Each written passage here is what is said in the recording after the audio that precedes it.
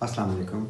मेरा नाम नुमान अफजल है और मैं गवर्नमेंट डिपार्टमेंट में काम करता हूँ। ये सेल्फ़ी वीडियो मैं जो है उर्दू के लिए रिकॉर्ड कर रहा हूँ। मैंने बहुत ज़्यादा उर्दू नहीं पढ़ी, बल्कि हमेशा एक ये दिल में ख़्याल ज़रूर आता है कि अंग्रेज़ी सीखने में हम लोगों ने उर्दू को भुला दिया। कुछ ऑथर्स जो मैंने पढ़े हैं उनमें मंटो साहब हैं, इशफाक अहमद हैं और कुर्रतुल ऐन हैदर हैं और मोहम्मद ख़ान साहब हैं।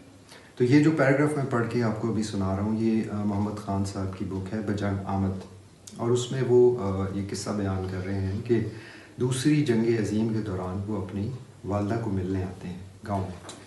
तो लिखते हैं, महीने भर में सिर्फ चंद रोज़ अपने घर से खाना खाया, और वो भी वालदा के इसरार पर कि मुझे अपने बेटे को जी भर के देख लेने दो।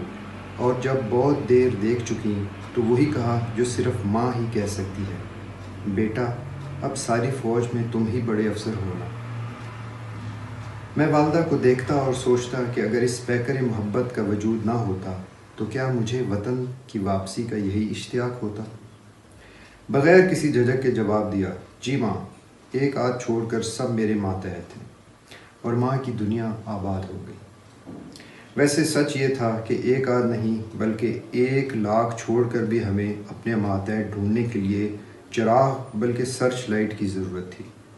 लेकिन वो सच किस काम का जिससे माँ का दिल दुखे।